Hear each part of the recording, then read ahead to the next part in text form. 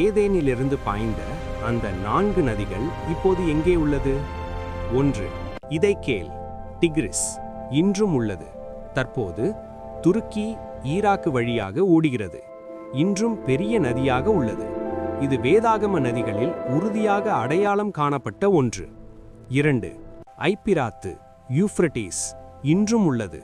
தற்போது துருக்கி, Syria, Iraq, மத்திய கிழக்கின் மிகப்பெரிய நதியாக உள்ளது.